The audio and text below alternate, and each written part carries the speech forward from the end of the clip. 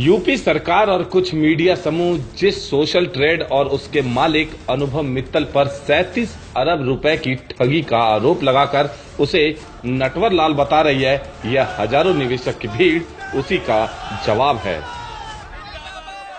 Associate के पास अगर office से फोन जाता है इस चीज को वेरीफाई करने के लिए, तो ये चीज सबको पता है, सबको बताया गया है कि आपकी डिस्ट्रीब्यूटरशिप कैंसिल कर दी जाएगी।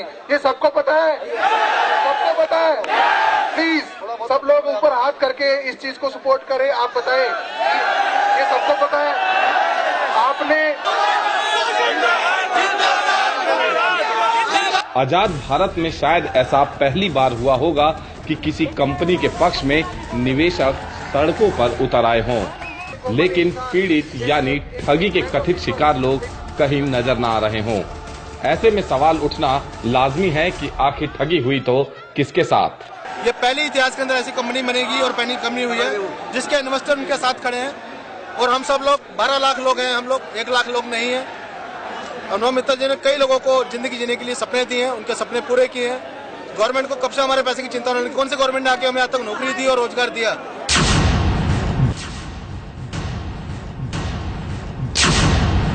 जिन 6.5 लाख निवेशकों के साथ ठगी का दावा पुलिस, एसटीएफ और चंद मीडिया मिलकर कर रही है, वे कहां हैं? दिल्ली के जंतर मंतर पर जमा ये हजारों लोग दावा कर रहे हैं कि सोशल ट्रेड ने उनके साथ ही नहीं बल्कि किसी के साथ ठगी नहीं की। जिन नियमों, शर्तों और वायदों के आधार पर कंपनी से वे जुड़े थे, कंपनी ने हमेशा उसका पालन किया। अनुभव मित्तल की गिरफ्तारी यूपी पुलिस और उत्तर प्रदेश के कुछ राजनेताओं और गुंडों की साजिश है, जिनके आगे झुकने से कंपनी ने इनकार कर दिया था। नई दिल्ली में इन हजारों लोगों की तादाद, तेवर और तर्क देखकर लगता है सोशल ट्रेड पर कार्रवाई कहीं सपा सरकार के लिए सियासी मुसीबत न बन जाए। ये जो सवाल उठा रहे हैं वह सपा सरकार की नींद उड़ा सकते हैं। सवाल नंबर 1, क्या कंपनी ने निवेशकों से ठगी की? यदि हां, वे कहां हैं? वे लाखों ठगी के शिकार निवेशक क्यों सामने आकर शिकायत नहीं दे रहे? जो दावा और वादा कंपनी ने निवेशकों के साथ किया वो निभाया, फिर उनके साथ ठगी कैसे हो गई? सवाल नंबर 2, क्या कंपनी फर्जी है? कंपनी सरकार से पूरी तरह से रजिस्टर्ड है, देश की सुरक्षा, संप्रभुता अथवा सम्मान के विरुद्ध कोई काम नहीं कर रही, सभी तरह भुगतान ऑनलाइन कर रही है, जिसमें पैन कार्ड की जरूरत होती है। सब कुछ सरकार की जानकारी में हो रहा था, तो कंपनी फर्जी कैसे हो गई? सवाल नंबर 3, क्या सरकार के साथ ठगी हुई? कंपनी सभी तरह के टैक्स दे रही है, टीडीएस सर्विस टैक्स दे रही है, तो फिर सरकार के साथ ठगी कैसे हो गई? हमने तो एनईएफटी की है, इन्होंने कैश पैसा लिया ही नहीं है। अनुभव जी कहीं पर भी दोषी नहीं है, उन्होंने कोई भी गलत काम नहीं। मैं अनुभव मित्तल के समर्थन में आई हूँ, क्योंकि ये एक घोटाला नहीं है। हमें भी 1.25 साल हो गया इसके साथ काम करते हुए।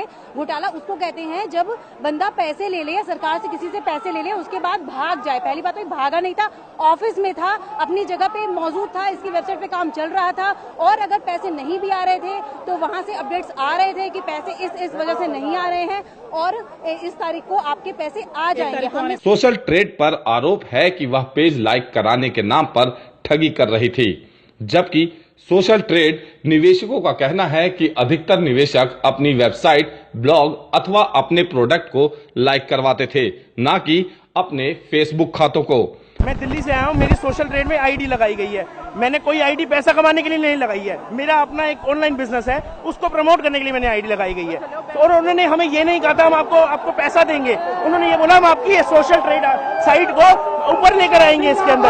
और अनुभव मित्तल ने हमसे कोई गलत नहीं किया। लाख परिवारों को अनुभव मित्तल जी ने रोजगार दिया है और 10 लाख परिवारों को परिवार उसके साथ हैं। इन निवेशकों का कहना है कि यदि कंपनी एक क्लिक के बदले 5 रुपए निवेशक को दे रही थी तो लाखों लोगों को रोजगार दे रही थी, तो सपा सरकार के पेट में दर्द क्यों हुआ?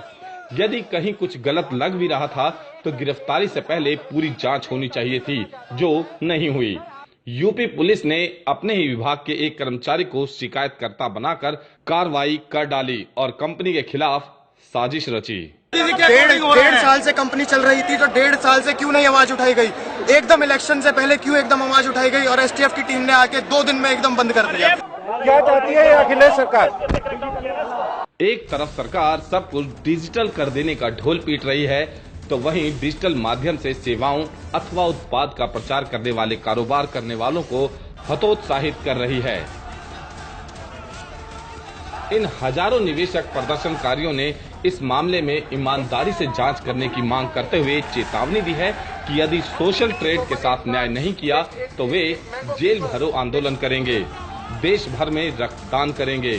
कंपनी से जुड़े कुछ लोगों का आरोप है कि कंपनी से पैसे की मांग की गई थी, लेकिन कंपनी ने यह कहते हुए इनकार कर दिया कि वह कोई गलत काम नहीं कर रहे तो पैसे क्यों दे। लेकिन यूपी सरकार ने कंपनी को फर्जी बताते हुए न केवल मुकदमा दर्ज किया बल्कि जांच को पूरी करने से ज्यादा दिलचस्पी कंपनी और उसके अधिकारियों पर कार्रवाई करने में दिखाई। हैरत की बात है कि देश भर में कितनी ही बड़ी बड़ी मल्टी लेवल कंपनियां खुलेआम अवैध काम कर रही हैं, लेकिन उस पर कोई कार्रवाई नहीं हो रही। ऐसे में इन लोगों के आरोप और उन चर्चाओं में भी दम है कि अनुभव मित्तल को केवल पैसे की डिमांड पूरी न करने की ही सजा नहीं मिली, बल्कि बीजेपी के बड़े नेताओं से नजदीकियों की भी सजा मिली है। दिल्ली दर्पण टीवी ब्यूरो रिपोर्ट।